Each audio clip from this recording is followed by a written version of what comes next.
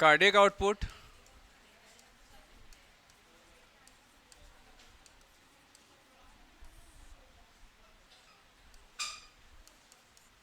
Cardiac output क्या होता है बेटा? शॉर्ट में सी ओ लिखते हैं अपन।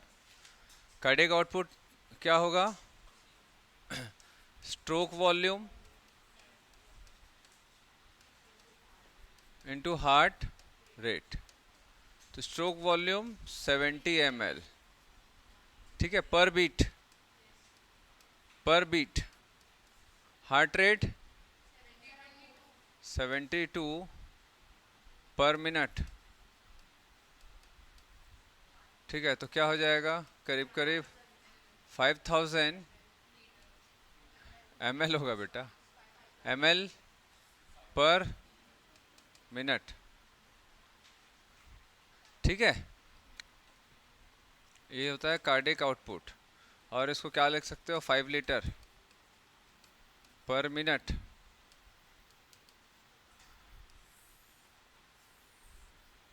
इससे भी क्वेश्चन आते हैं, है ना, अलग अलग टाइप का।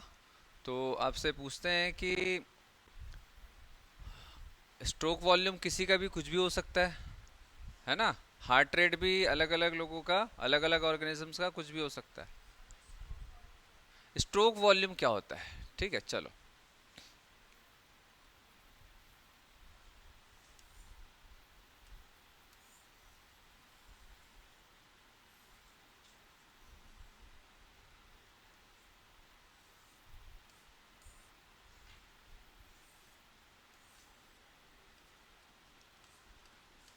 एओर्टा है, ठीक है। तो यहाँ ऑक्सीजनेटेड ब्लड आएगा। ये जो ऑक्सीजनेटेड ब्लड है, ये जो ब्लड है, ठीक है, ये ब्लड कहाँ पंप होगा? एओर्टा में। एओर्टा से कहाँ जाएगा? पूरे बॉडी में जाएगा, ठीक है, लंग्स को छोड़ के पूरे बॉडी में जाएगा। चलिए, तो ये जो ब्लड पंप हो रहा है, तो कहाँ से हो रहा है? ये कौन से वेंट्रिकल से? लेफ्ट वेंट्रिकल से। तो ये कितना ब्लड पंप कर रहा है एक बार में? ठीक है, वेंट्रिकल कॉन्ट्रैक्ट हुआ, है ना, ब्लड यहाँ जाएगा। तो अब आप देखेंगे कि भैया एक बार ब्लड पंप करेगा तो कितना ब्लड का यहाँ पर फ्लो हो रहा है। तो ये जो ब्लड का फ्लो होता है ये 70 ml होता है पर बीट। समझ आया? पर बीट का मतलब होता है एक बार हार्ट बीट हुआ। तो भैया हार्ट बीट में मेनली अगर आप कैलकुलेट करोगे तो इधर का ही कैलकुलेट करोगे। तो हार्ट बीट जब होगा तो वेंट्रिकल क्या करता है? ब्लड को पंप करता है। तो वेंट्रिकल्स कितना ब्लड पंप करता है एक बार में? एक बार कॉन्ट्रैक्शन में, एक बार कॉन्ट्रैक्शन बोलो या एक हार्ट बीट बोलो, ठीक है। तो एक कॉन्ट्रैक्शन होगा हार्ट का, सीधा ब्लड जाएगा। तो ये जो जितना ब्लड पंप हो रहा है एक बार में, ठीक है, उसको 70 ml per beat, that is stroke volume बोलते हैं। इसे यही स्ट्रोक वॉल्यूम होता है। समझ आया? स्ट्रोक समझते हो ना? ऐसा क्रिकेट खेलते हैं, एक स्ट्रोक मारते हैं, ऐसा एक झटके से मारा जाता है। तो एक झटके में जितना ब्लड पंप हो रहा है हार्ट के बाहर, ठीक है, तो उसको अपन स्ट्रोक वॉल्यूम बोलते हैं। क्लियर है बात? तो ऐसा कितने बार होगा? 72 टाइम्स, ठीक है। तो इन दोनों को एक मिनट, एक बार में इतना हो रहा है, तो एक मिनट में कितने बार ऐसा कॉन्ट्रैक्शन रिलैक्सेशन होगा? कितना बार कॉन्ट्रैक्शन होगा? तो 72 टाइम्स। तो जितना ब्लड निकल रहा है ना, मल्टीप्लाइड बाय 72 टाइम्स पर मिनट। तो एक मिनट में कितना हार्ट से ब्लड बाहर निकला, वो कार्डियक आउटपुट कहलाता है।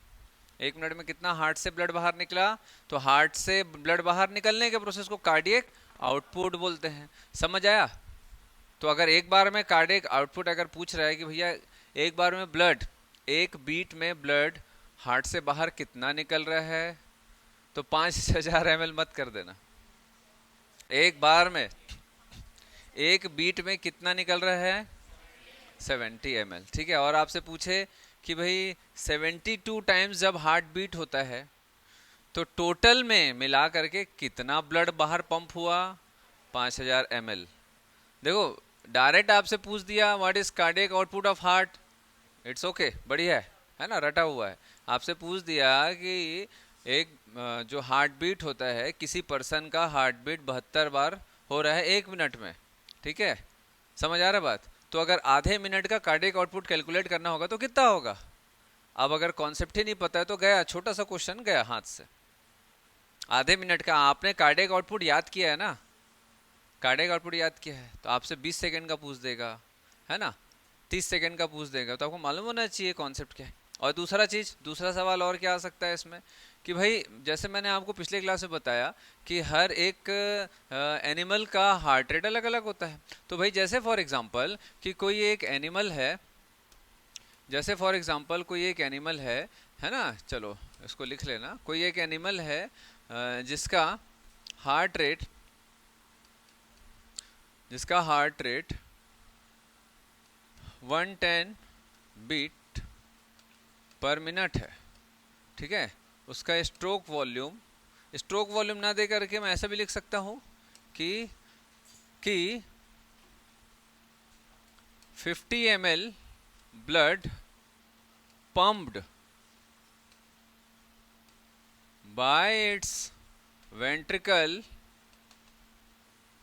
ठीक है, 50 ml blood pumped by its ventricle in 1 heartbeat, then calculate its stroke volume, sorry, cardiac output।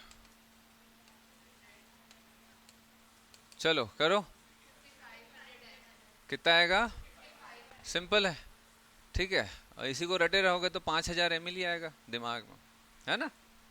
तो आपसे अगर पूछ दिया कि भाई, आपसे अगर पूछ दिया कि एक एनिमल है जिसका कार्डियक आउटपुट 6 लीटर है पर मिनट, ठीक है, तो calculate its stroke volume of heart.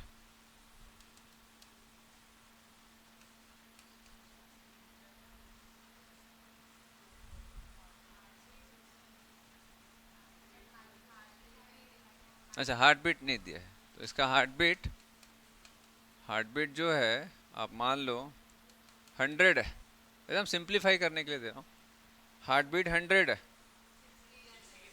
कितना होगा स्ट्रोक वॉल्यूम 60 ml। अब कई लोग का अब मैथमेटिक्स थोड़ा सा वीक है तो नहीं बना है, बनाओ। नहीं नहीं, आप लोग ऐसा कैलकुलेट करके दिखाओ जैसा होना चाहिए, मतलब पूरा सॉल्व करके। कई लोग, मैं देखना चाहता हूँ कितने लोग नहीं बनाएंगे।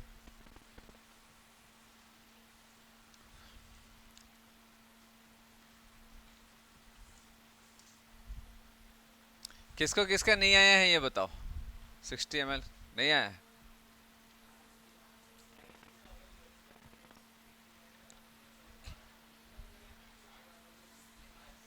आ रहा है, अरे ऐसा है ना, stroke volume multiplied by heart rate, ठीक है। तो कार्डियक आउटपुट कितना दिया है, 6000 ml, स्ट्रोक वॉल्यूम पूछ रहा है, हार्ट रेट 100 दिया है, कितना आ गया। अब ये मत पूछना सर ये कैसे कट गया,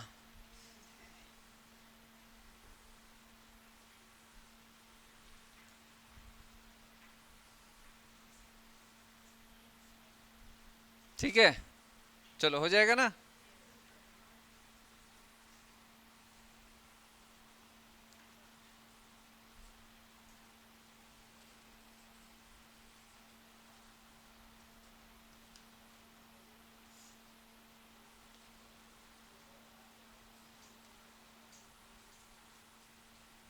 क्या बच रहा है और, हार्ट साउंड, हार्ट साउंड हो गया, ठीक है ना, बन जाएगा ना। हाथी घोड़ा किसी का भी क्वेश्चन आएगा, सही एक ही है फॉर्मूला, और फॉर्मूला को भी याद नहीं करना है। कार्डियक आउटपुट हमेशा 1 मिनट के हिसाब से होता है, ठीक है। तो भैया कितना निकल रहा है एक बार में मल्टीप्लाइड बाय 1 मिनट में कितना बीट, चलिए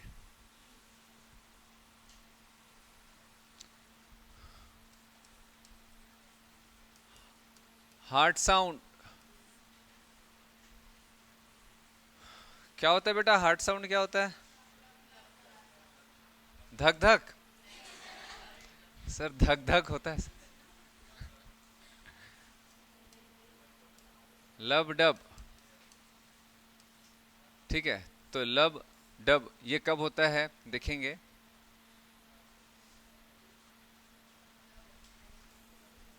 किसी का धक धक तो नहीं होता है ना? सर धक धक ही होता है, लब डब तो अपन सुने नहीं है। देखो, हाँ हाँ, चलो इधर देखेंगे।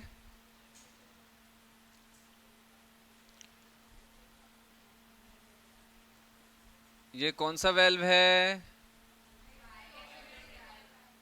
हाँ, ये bicuspid and tricuspid valve, that is truss cuspid valve, ठीक है। इसको आप लोग क्या बोलेंगे? Cuspid valve.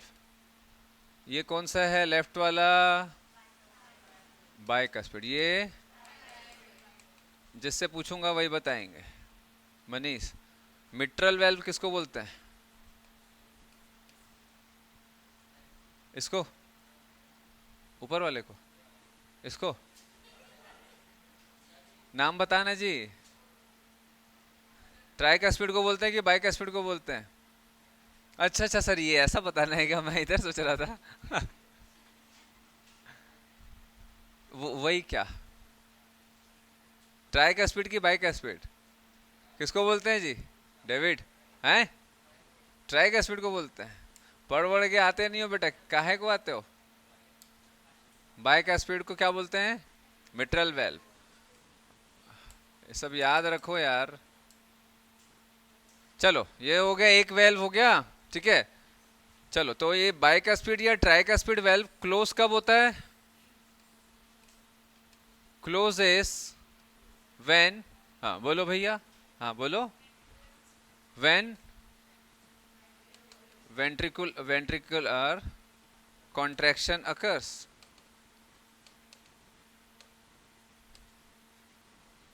ठीक है।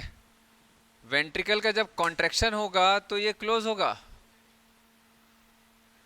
इतने दिन क्या कर रही थी? जल्दी स्टार्ट करना चाहिए। अब थोड़ा और स्पीड बढ़ाना अब, ठीक है।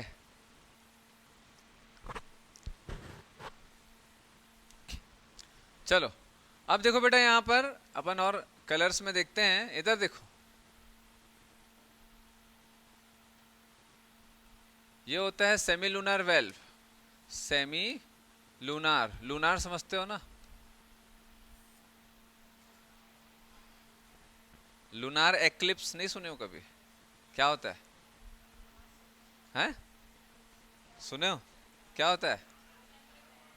चंद्र ग्रहण। तो वैसे ही चंद्र टाइप का क्या होता है? आधा चांद के जैसा, आधा चांद के जैसा वेल्व होता है, उसको सेमीलुनार वेल्व, ठीक है। चलो इधर देखो, तो भैया ये एक सेमीलुनार वेल्व है, यहाँ पर एक सेमीलुनार वेल्व है यहाँ पर, ठीक है। तो ये वाला जो है सेमीलुनार वेल्व किसका है? अरे बेटा ये ट्राइकस्पिड वेल्व में, ये कौन सा ब्लड वेसल में? Pulmonary, pulmonary artery. और ये वेल्व कहाँ पर है? ये वाला पल्मोनरी वेन, एओर्टा, ठीक है। तो सेमिलुनर वेल्व्स कहाँ प्रेजेंट है? एओर्टा और पल्मोनरी आर्टरी, ठीक है। तो ये जो है, अब मुझे आप लोग बताएंगे कि ये पूरा, ये जो वेल्व है ट्राइकस्पिड बाइकस्पिड वेल्व, पूरा कब खुलता है? पूरा कब खुलता है? ऐसा पूरा कब खुलेगा? पूरा कब खुलेगा? डायस्टोल में तो खुला ही रहता है, वेंट्रिकुलर डायस्टोल में खुला ही रहता है। मैंने बताया था पूरा नहीं खुला रहता। जब पूरा दरवाजा कब खुलेगा? जब एट्रियम का सिस्टोल होगा, ठीक है। तो ये कॉन्ट्रैक्ट होगा तो पूरा खुल जाएगा, ठीक है। ये बंद कब होगा? वेंट्रिकल जब कॉन्ट्रैक्ट होगा, वेंट्रिकुलर सिस्टोल होगा, तो ब्लड को इधर जाना चाहिए, यहां से ब्लड इधर जाएगा, यहां से ब्लड इधर जाएगा। बैकफ्लो ना हो जाए इसलिए इन वेल्स को क्लोज होना पड़ता है, ताकि वेंट्रिकल का ब्लड वापस ऑरिकल में न जाए, क्योंकि ऑरिकल से ही तो वेंट्रिकल में आया है, फिर से ऑरिकल में चले जाएगा तो बॉडी और लंग्स को ब्लड नहीं मिलेगा, तो इसको क्लोज होना पड़ता है। क्लियर है ये पहला। दूसरा, ये कब खुलेगा? पल्मोनरी आर्टरी और एओर्टा में जो सेमिलुनर वेल्व्स है ये कब ओपन होगा? ठीक है, ओपन्स इन वेंट्रिकुलर सिस्टोल। अभी ध्यान से देखना, ठीक है। क्लोज कब होगा? क्लोज्ड कब क्लोज होगा? Before ventricular diastole. कॉन्ट्रैक्ट हुआ, ध्यान से समझना, कॉन्ट्रैक्ट हुआ, जैसे ही वेंट्रिकुलर कॉन्ट्रैक्शन होगा क्या बंद होगा? ये बंद होंगे, ठीक है। क्या खुलेगा? इसको खुलना है। ये क्यों खुल गया? ठीक है, ये खुलेगा, समझ आया? ठीक है। और जैसे ही ये रिलैक्स करेगा तो वापस बैकफ्लो ना आ जाए, ब्लड जो है वो वापस, ब्लड यहां गया वापस इधर ना आ जाए, तो इस वेल्व को बंद होना चाहिए। तो अगर आपसे पूछे सेमिलुनर वेल्व का ओपनिंग डायरेक्शन किधर है, वेंट्रिकल टू एओर्टा या पल्मोनरी वेल्व, पल्मोनरी आर्टरी या पल्मोनरी आर्टरी और एओर्टा से इधर की ओर, वेंट्रिकल्स की ओर, वेंट्रिकल से ब्लड वेसल्स की ओर, ठीक है। तो जब ये वेंट्रिकल कॉन्ट्रैक्ट होगा तो ब्लड पूरा यहाँ से इधर और इधर एओर्टा में ऐसे आएगा तो ये खुल जाएगा, ठीक है। फिर ये रिलैक्स किया, रिलैक्स करेगा तो ब्लड वापस ना आ जाए, इसलिए ये वेल्व ऐसा क्लोज हो जाएगा। क्लियर है? तो अब यहां पर हम लोगों ने क्या देखा, क्या देखा बोलो? सेमिलुनर वेल्व ओपन कब होगा? वेंट्रिकुलर सिस्टोल में। क्लोज कब होगा? Ventricular diastole. ये कब क्लोज, ओपन कब होगा?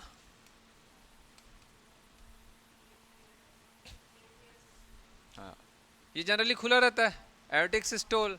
क्लोज कब होगा? वेंट्रिकुलर कॉन्ट्रैक्शन या वेंट्रिकुलर सिस्टोल में ये क्लोज होगा, ठीक है। तो ये चीज तो अपन पहले लिख लिए। क्लोज कब होगा? Ventricular systole. सेमिलुनर वेल्व कब क्लोज होगा? Ventricular diastole. कुल मिलाकर के वेंट्रिकल के सिस्टोल या डायस्टोल पे ही डिपेंडेंट होता है जो भी हमारे वेल्व्स होते हैं उसका ओपनिंग या क्लोजिंग, ठीक है। चलिए अब देखेंगे कि साउंड जो होता है, मेरा कान बंद हो जा रहा है बार बार, साउंड जो होता है लब और डब। तो मुझे आप एक छोटा सा चीज़ बताओ कि जब आप दरवाज़ा खोलते हो तब आवाज़ आता है या दरवाज़ा को जब पटकते हो तब आवाज़ आता है? आप लोग गुस्से में दरवाज़ा खोलते हो तब आवाज़ नहीं आता है, लेकिन बंद करके जाते हो तो खट से आवाज़ आता है। वैसे ही जब वेल्व्स क्लोज होते हैं तभी साउंड आता है, ओपन होने के समय साउंड नहीं आता है। वेल्व्स क्लोज होते हैं तब साउंड आता है, ऐसा क्लोज होगा तब साउंड आएगा, ठीक है। तो लब साउंड कब आएगा? हाँ बोलो। हाँ, लब साउंड जो रहता है that is closure of cuspid valve. और डब साउंड कब आएगा? Closure of semilunar valve. इससे भी अच्छे अच्छे क्वेश्चन आए हैं पहले, है ना, अच्छे अच्छे क्वेश्चन आए।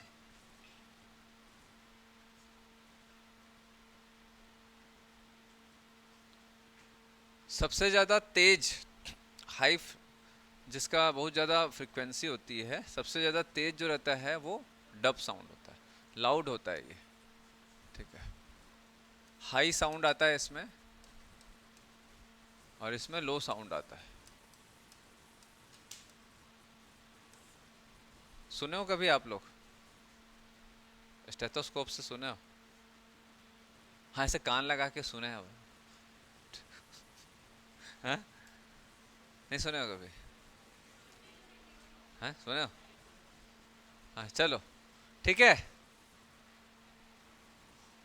तो अब आपसे पूछ दिया कि कोई एक एनिमल है जिसका जिसका हार्ट रेट नहीं, जिसका हार्ट रेट 85 है, तो कितना डब साउंड सुनाई देगा 85 टाइम्स। उसमें सोच रहे हैं कई, अरे भाई जितने बार हार्ट कॉन्ट्रैक्ट रिलैक्सेशन होगा उतने बार साउंड आएगा। ठीक है चलो हटा दें। फिर देखेंगे कोरोनरी सर्कुलेशन, उससे पहले अपन देखेंगे ईसीजी।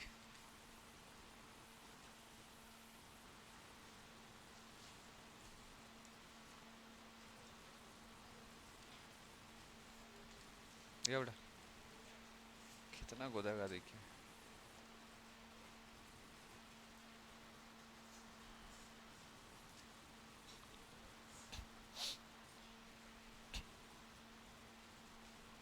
ये सब हो गया ना, ये बचा है।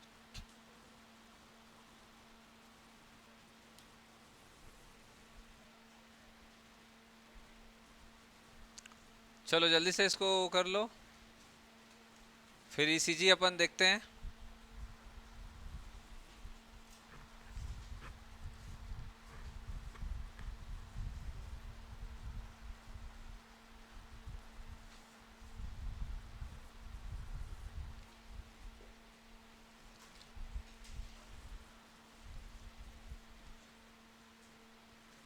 हो गया।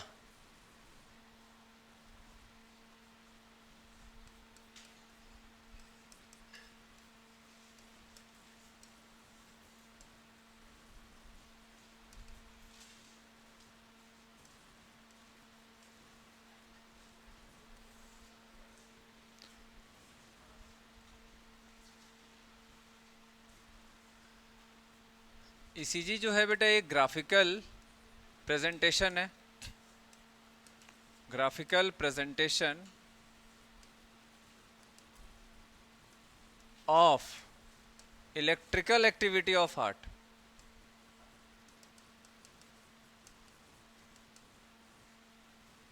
अब ये इलेक्ट्रिकल एक्टिविटी मतलब क्या होता है?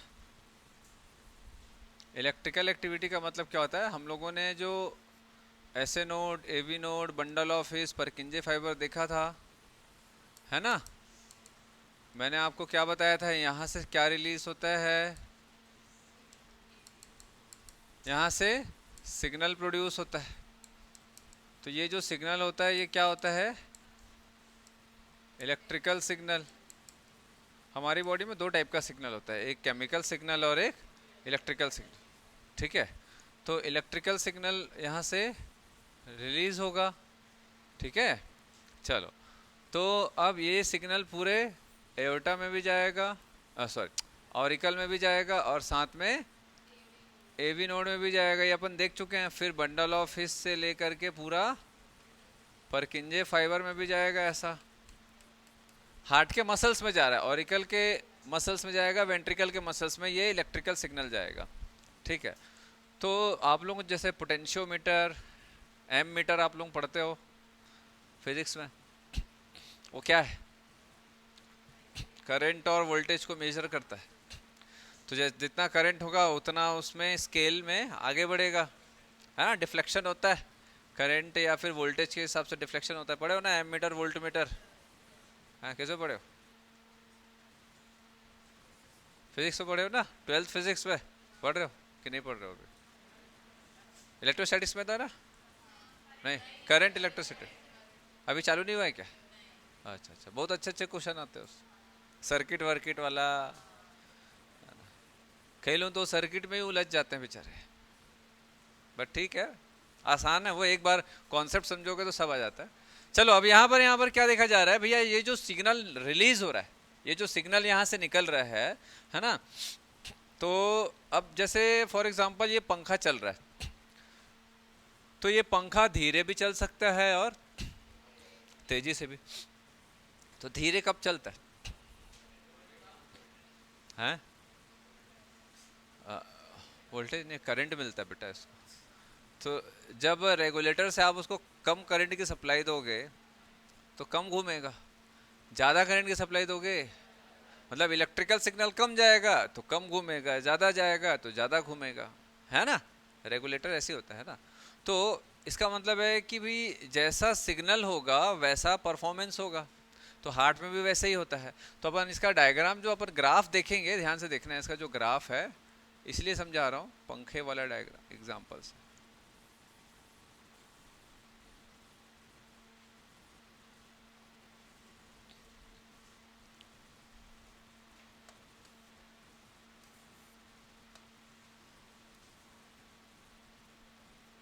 ठीक है, ये इसमें बड़ा दिक्कत है यार। चलो तो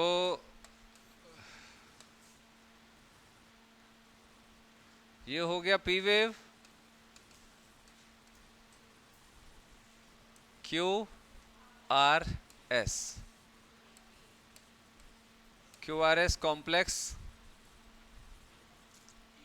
है, टी वेव। पी वेव जो होता है ये एट्रियल सिस्टोल, सिस्टोल से बेटर वर्ड यहाँ पर कॉन्ट्रैक्शन, या उससे बेटर वर्ड यहाँ पर डीपोलराइजेशन।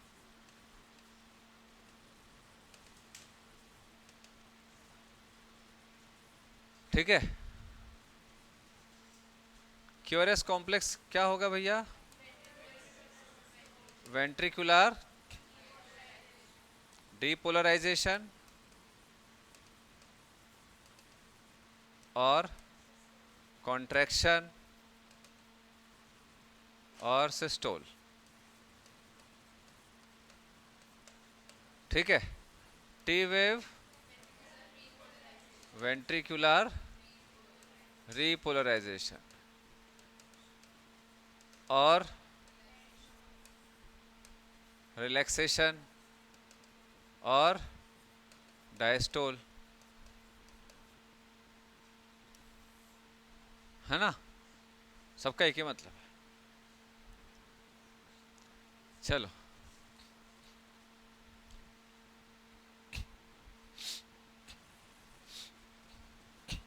अब यहां पर एक चीज अपन देखेंगे कि ये जो ग्राफ है वो क्या दिखा रहा है? इलेक्ट्रिकल सिग्नल का स्ट्रेंथ बता रहा है, इलेक्ट्रिकल सिग्नल का स्ट्रेंथ। तो ये दिख रहा है आप लोगों को पी वेव, एकदम छोटा सा ऐसा उच्च का ग्राफ, मतलब सिग्नल छोटा सा मिला।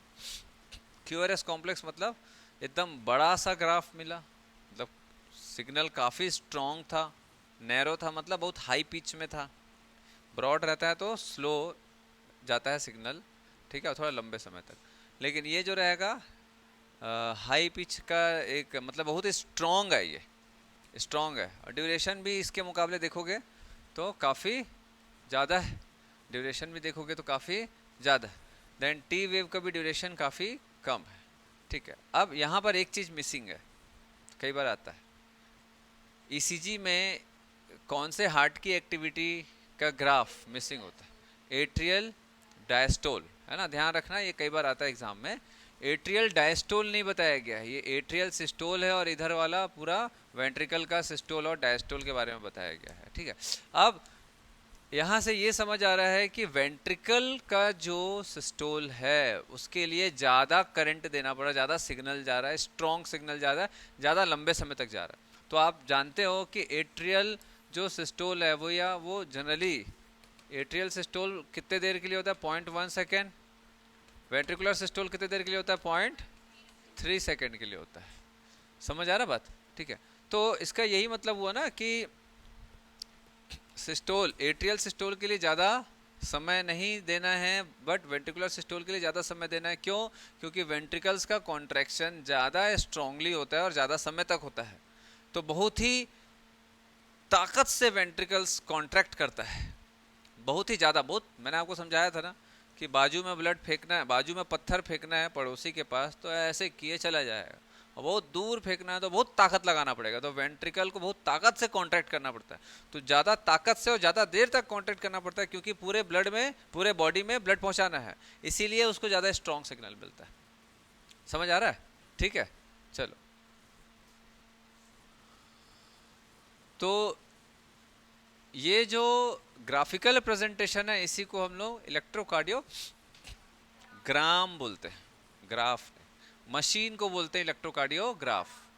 ठीक है, मशीन को बोलते हैं इलेक्ट्रोकार्डियोग्राफ, और जो ग्राफिकल प्रेजेंटेशन है उसको इलेक्ट्रोकार्डियोग्राम। चलो हो गया। इसमें से ज़्यादा टफ क्वेश्चन नहीं आता है, एकदम सिंपल सिंपल आता है आजकल। पहले वो सब भी आता था कि क्यू आर एक्स कॉम्प्लेक्स का ड्यूरेशन कितना होगा, इसका ड्यूरेशन कितना होगा, 0.3 second, 0.8। Q R S complex का ड्यूरेशन समय कितना होगा,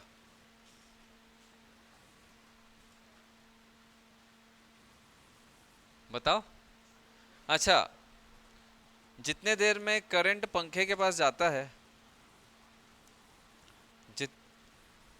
पंखा जितने देर में फुल स्पीड में घूमता है, क्या उतना ही देर में करंट के पंखे के पास जाता है? जैसे फुल स्पीड में घूमने के लिए इसको 5 सेकंड लगा, ठीक है, तो क्या 5 सेकंड लगेगा करंट को वहां तक पहुंचने में? क्यों क्यों? हाँ बताओ बेटा, करंट जो रहता है वो फास्ट जाता है, इलेक्ट्रॉन्स का मूवमेंट बहुत फास्ट होता है, लेकिन मैकेनिकल मूवमेंट स्लो होता है। क्यों? फ्रिक्शन के कारण। समझ आ रहा है? तो वैसे ही जब करंट जाता है तो वो बहुत कम समय के लिए जाता है, मतलब ड्यूरेशन उसका 0.1 सेकंड से भी कम होता है, लेकिन जब जाता है तो 0.1 सेकंड से भी कम समय में सिग्नल चला जाता है वेंट्रिकल को, लेकिन कॉन्ट्रैक्शन करेगा तो ये मैकेनिकल इवेंट है ना, तो उसको समय लगता है। तो कभी ऐसा नहीं सोचना कि इसका ड्यूरेशन ये है। समझ आ रहा है भैया? ये क्या है, इलेक्ट्रिकल सिग्नल है, तो फास्ट चला गया ना, पंखे को घूमने के लिए करंट चला गया तब वो चालू होता है। जब ये चालू होता है तो बहुत पहले ही समय चले जाता है पंखे में सिग्नल, क्योंकि करंट तो बेटा बहुत फास्ट मूव करता है ना, ठीक है, और मैकेनिकल इवेंट थोड़ा स्लो होगा, है ना, ध्यान रखना, इसको इससे रिलेट नहीं करना है आपको। कितना? 0.1 सेकेंड, 0.1 सेकेंड से भी कम समय में Q R x complex develop हो जाता है, लेकिन 0.3 सेकेंड लगता है उस सिग्नल के रिस्पॉन्स को देने में, ठीक है। मैकेनिकल इवेंट अलग है, इलेक्ट्रिकल इवेंट अलग है, ठीक। चलो हटा दें, फिर क्या है इसमें?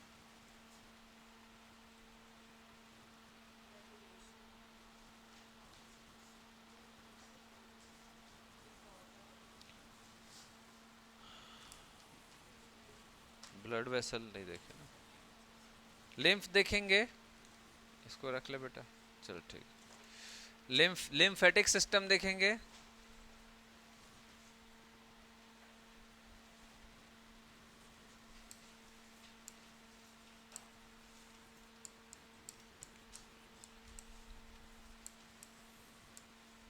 तो लिम्फेटिक सिस्टम में क्या क्या मिलेगा? फ्लूइड, क्या बोलते हैं उसको? लिम्फ। और क्या मिलेगा? लिम्फेटिक वेसल जिसमें वो फ्लो होगा, और लिम्फेटिक कॉर्पसल्स, कॉर्पसल समझते हैं ना, जो सेल्स होते हैं, और लिम्फेटिक ऑर्गन,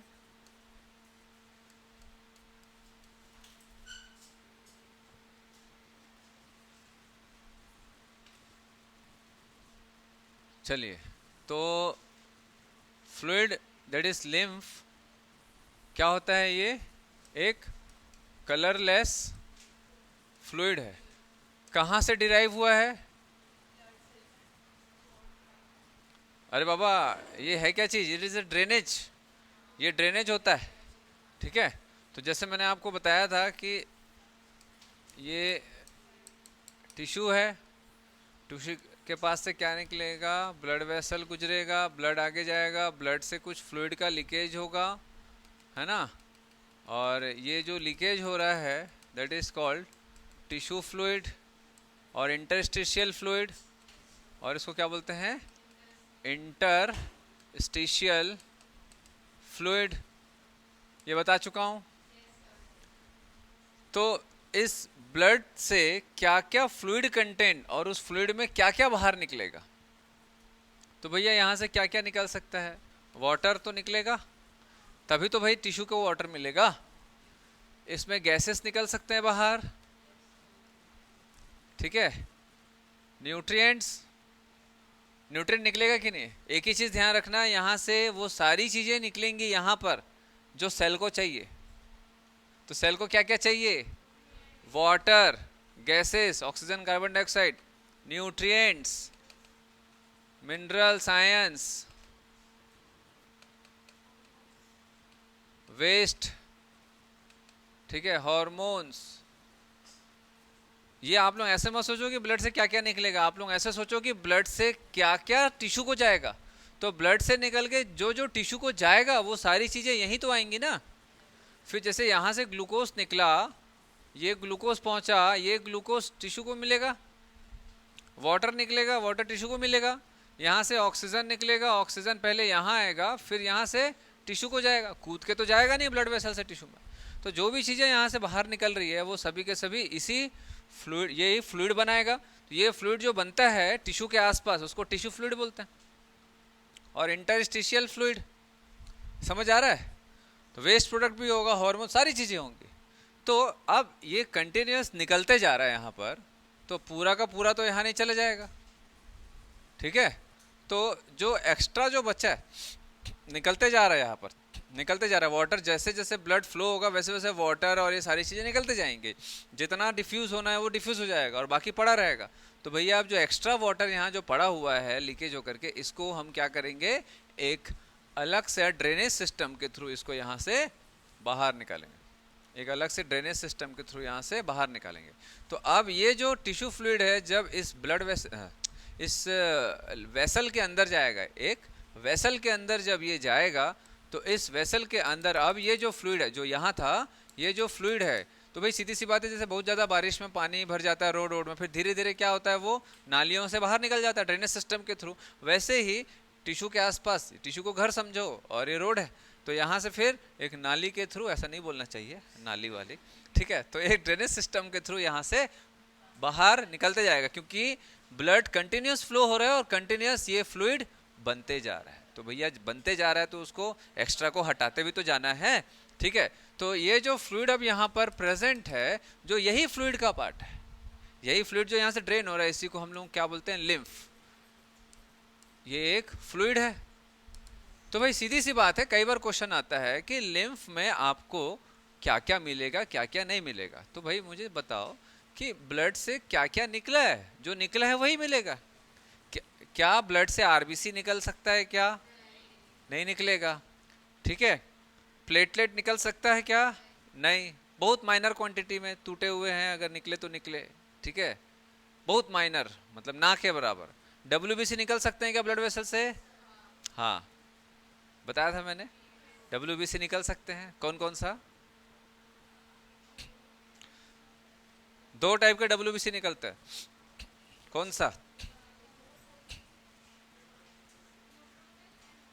न्यूट्रोफिल और मोनोसाइट। क्यों, they are phagocytic cell.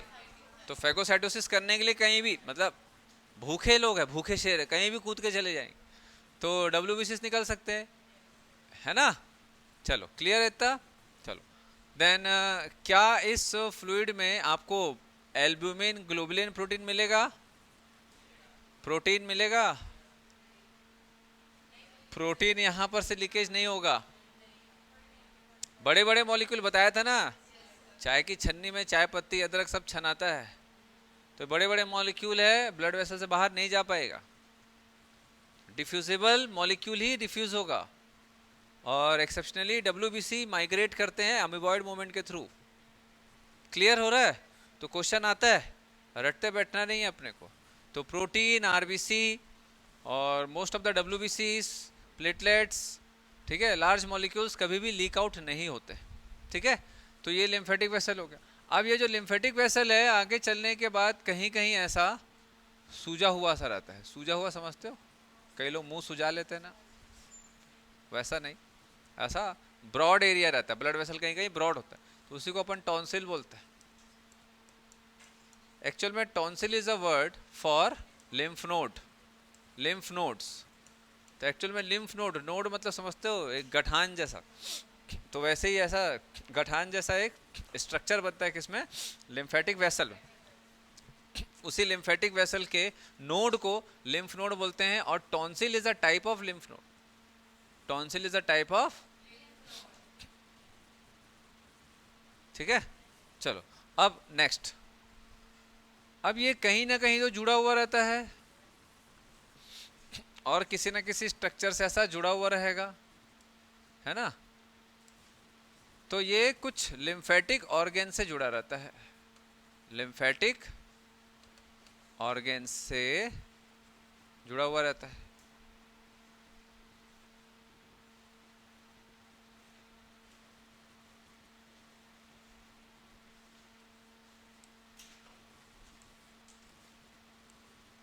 Lymphatic organ से जुड़ा हुआ रहता है। तो लिम्फेटिक ऑर्गेन क्या क्या होता है, बोलो, स्प्लीन, थाइमस, बोन मैरो,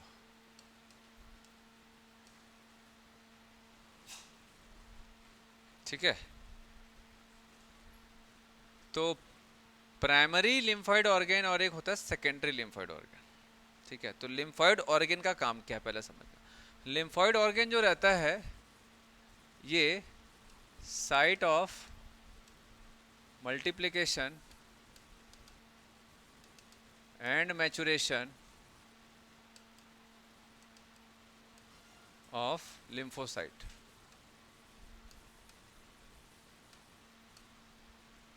ठीक है।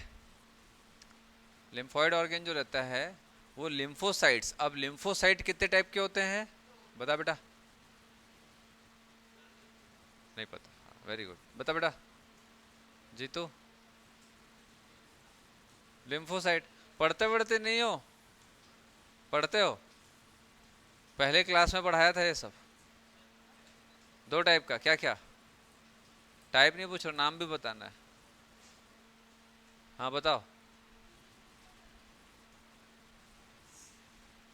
टी लिम्फोसाइट और बी लिम्फोसाइट, ठीक है। टी लिम्फोसाइट और बी लिम्फोसाइट। तो आपको मालूम है कि भैया बोन मैरो में क्या बनता है, लिम्फोसाइट्स, लिम्फोसाइट्स, बट उसका मल्टीप्लिकेशन मैचुरेशन किसका होता है, बी लिम्फोसाइट। और थाइमस में क्या होता है, टी लिम्फोसाइट का मल्टीप्लिकेशन सेंटर है वो, ठीक है। मैचुरेशन मल्टीप्लिकेशन थाइमस में होता है। समझ आया बात, ठीक है। और स्प्लीन में ग्रेवयार्ड है, ग्रेवयार्ड ऑफ आरबीसी। बस स्प्लीन का दो काम है, एक तो आरबीसी का स्टोरेज करता है और आरबीसी को मारता भी वही है। समझ, आरबीसी का स्टोरेज भी करता है। बॉडी में स्प्लीन के अलावा कहीं भी आरबीसी स्टोर नहीं होता है, इवन बोन मैरो में भी नहीं होता, बोन मैरो में बनता है और निकल जाता है। स्प्लीन जो रहता है वो आरबीसी को, कंसंट्रेटेड आरबीसी को स्टोर करके रखता है। जैसे फॉर एग्जांपल अचानक से आप इमोशनल होकर के 1 यूनिट ब्लड के बदले 3 यूनिट ब्लड दे दिए, तो अब मेनली जो ब्लड में, ब्लड का वॉल्यूम आप मेंटेन कर लोगे भाई। जैसे for example 600-700 ml blood 2 unit दे दिए, ठीक है, 700 ml ब्लड दे दिए। अब अचानक से 700 ml ब्लड कम हो गया, मतलब 5 लीटर में 700 ml चला गया, तो आप पानी पी लोगे 1 लीटर अगर ना, तो मेंटेन हो जाएगा वो। समझ आ रहा है, चाय पी लोगे, पानी पी लोगे, जूस पी लोगे, मेंटेन हो जाए, ब्लड का वॉल्यूम मेंटेन हो गया, लेकिन आरबीसी तो कम हो गया। तो आरबीसी को फिर अब इतना लैकिंग जो होती है, फिर अचानक से स्प्लीन से फिर ऐसा, जैसे पिचकू सॉस होता है ना, ऐसा फिर ऐसा स्प्लीन का कॉन्ट्रैक्शन होगा और आरबीसी को ब्लड में रिलीज किया जाएगा, ताकि जो कमी हुई है उसको इंस्टेंटली पूरा किया जा सके। मरता वो अलग चीज है बेटा। अब ऐसा इस कोचिंग में कितने कमरे हैं, कितने क्लासरूम है, 4। समझ आ रहा है, क्या यहीं पढ़ाई हो रही है क्या, नहीं ना, समझ आ रहा है। तो अलग अलग चैम्बर्स होते हैं स्प्लीन में। एक ऐसा एरिया होता है जहां पर आरबीसी को मारा जाता है, ब्रेक किया जाता है। ऐसा एरिया होता है जहां पर आरबीसी को स्टोर करके रखता है, और ऐसा भी एरिया होता है जहां पर डब्ल्यूबीसी को भी स्टोर करके रखता है। मल्टीप्लिकेशन में हेल्प करता है। समझ आ रहा है? लिख लो स्प्लीन के बारे में, हटा दो बेटा।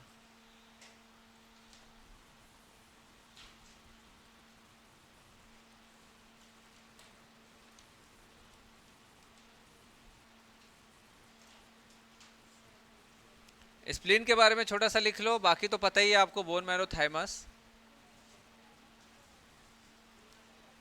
Spleen is a largest lymphoid organ. Spleen is largest lymphoid organ.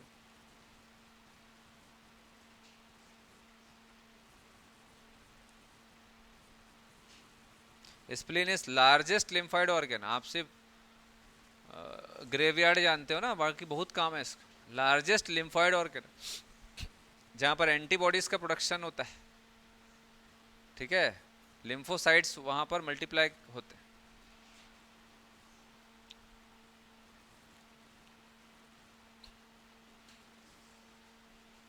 हो गया? It is blood bank of the body. Blood bank समझते हो ना, जहां ब्लड स्टोर होता है, तो ये मेनली आरबीसी स्टोर करता है। It is blood bank of the body, ठीक है। उसमें ब्रैकेट में लिख सकते हो, blood bank of the body के ब्रैकेट में storage of RBC. RBC store करता है। तीसरा, it is also called graveyard of RBC.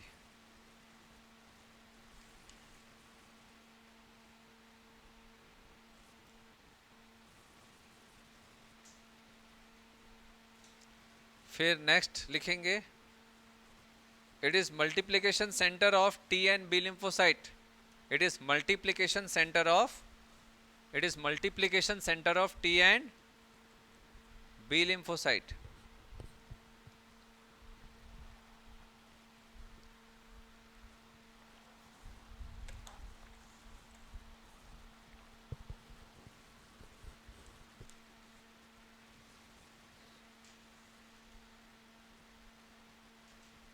In fetus, spleen produces all type of blood corpuscles. In fetus, समझ आ रहा है fetus क्या होता है?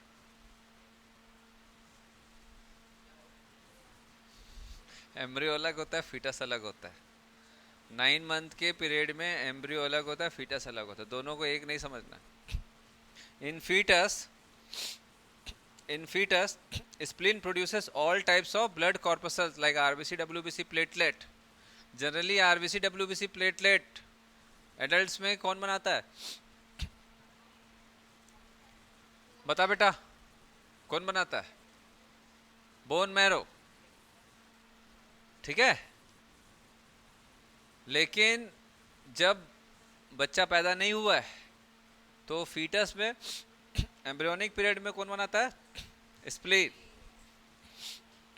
Spleen is produces all type of blood corpuscle. Store नहीं होता बेटा, डब्ल्यूबीसी स्टोर नहीं होता है, मल्टीप्लिकेशन सेंटर है। मतलब जो टी लिम्फोसाइट और बी लिम्फोसाइट है वो मल्टीप्लाई होता है वहां पर स्प्लीन में। तो इन्फेक्शन के समय क्या करते हैं ना बेटा, स्प्लीन से, स्प्लीन में बहुत जो भी माइक्रोब होता है उसको रोक के मारा जाता है। स्प्लीन जैसे कोई माइक्रोब आया, कोई भी माइक्रोब आया, समझ आ रहा है, जो इन्फेक्शन कॉज कर रहा है हमारी बॉडी में, तो स्प्लीन में बहुत सारे क्या होते हैं बेटा, लिम्फोसाइट्स होते हैं, एंटीबॉडीज बन रहा है। और स्प्लीन में मैक्रोफेज भी होते हैं, स्प्लीन का काफ़ी खतरनाक मैक्रोफेज होता है। तो स्प्लीन से जब ब्लड या लिम्फेटिक सिस्टम गुजरता है, ठीक है, तो वहाँ पर फॉरेन पार्टिकल को डिटेक्ट करके उसको पूरा ख़त्म करने की कोशिश की जाती है।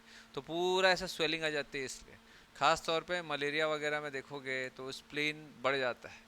और अदर जो हैवी इन्फेक्शन होता है जब बॉडी में, तो भी स्प्लीन में खूब लड़ाई होती है, क्योंकि रोका जाता है वहाँ पर इन्फेक्शन को, ठीक है। काफ़ी इंपॉर्टेंट ऑर्गन होता है, आप लोग उतना नहीं पढ़ते हो, बट बहुत इंपॉर्टेंट ऑर्गन होता है स्प्लीन। आपको डायग्राम में भी नहीं दिखता है ये, क्यों नहीं दिखता है पता है? डाइजेस्टिव सिस्टम का देखे होगे डायग्राम, ऐसा ऐसा ऐसा, फिर भी ऐसा इंटेस्टाइन। तो एक्चुअल में वो जो स्टमक होता है ना, ऐसा स्टमक के इधर पीछे साइड से ऐसा रहता है ऐसा। तो आप देखते हो सामने स्टमक को डायग्राम, तो उसके ऐसा जो कर्वेचर होता है ना, स्टमक का जो कर्वेचर होता है, कर्वेचर के नीचे साइड डॉर्सली प्रेजेंट होता है। तो आप जो डायग्राम देखते हो वो वेंट्रली होता है, बाहर से दिख रहा है अभी स्प्लीन, लेकिन स्प्लीन अभी ऐसा है, इधर है, इसलिए नहीं दिखता डायग्राम में। चलो एक हाथ में आ जाएगा आपके, हाँ एक हाथ में आ जाएगा। आप कॉलेज में जाओगे तो आपको स्प्लीन ऐसा पकड़ाया जाए, ऐसा कप शेप्ड होता है, ऐसा ऐसा मतलब ऐसा टाइप का रहता है, ऐसे ही शेप का रहता है, ऐसा कप शेप्ड। क्यों? क्योंकि स्टमक का लोअर कर्वेचर पे रहता है, इसलिए उसका शेप ऐसा हो जाता है। ठीक है, चलिए ये हो गया। तो कुल मिलाकर के लिम्फॉइड ऑर्गन का क्या काम है भैया? लिम्फोसाइट मल्टीप्लाई होगा, मैच्योर होगा, ताकि इम्यून सिस्टम में हेल्प कर सके। क्लियर इतना? देन दूसरा, लिम्फेटिक कॉर्पसल्स क्या होते हैं? अरे बाबा इसमें क्या है? मेन लिम्फोसाइट्स, मेनली लिम्फोसाइट्स, ठीक है, मेनली लिम्फोसाइट्स एंड अदर डब्ल्यूबीसीज भी आते हैं, बट मेन लिम्फोसाइट होता है। ठीक, क्योंकि लिम्फोसाइट जो रहता है वो टी और बी बनाता है एंटीबॉडी, और लिम्फेटिक सिस्टम जो होता है उसमें ढेर सारा एंटीबॉडीज होते हैं, हर जगह रोका जाता है। जैसे छोटा सा एग्जांपल के तौर पर, आपको जब सर्दी होती है, ठीक है, टॉन्सिल हो जाता है, ऐसा स्वेलिंग हो जाती है, गला एकदम कुछ गटकते हो तो कांटा कांटा सा लगता है ना, उसके बाद फिर फीवर आता है। तो एक्चुअल में ये जो टॉन्सिल होता है, tonsil is a lymph node, type of lymph node. समझ आ रहा बात? ठीक है, तो ये जो लिम्फ नोड है इसमें क्या होता है बेटा? एंटीबॉडीज का प्रोडक्शन होता है ना। तो बी लिम्फोसाइट मैंने बताया मल्टीप्लाई भी होता है यहाँ पर। तो बी लिम्फोसाइट होगा तो जैसे ही कोई माइक्रोब यहाँ पर आया, जैसे बैक्टीरिया आया, ठीक है, तो अब इसको रोका जाएगा। एक प्रकार से ये चेक पोस्ट होता है, जैसे पुलिस का चेक पोस्ट होता है ना। लिम्फ नोड्स हमारे बॉडी में जगह जगह पर बिछाया गया है, लिम्फ नोड को जगह जगह रखा गया है बॉडी में, हर जगह रखा गया है, maximum, not all but maximum जगह रखा गया है। क्यों? To check the infection, infection को रोकने के लिए।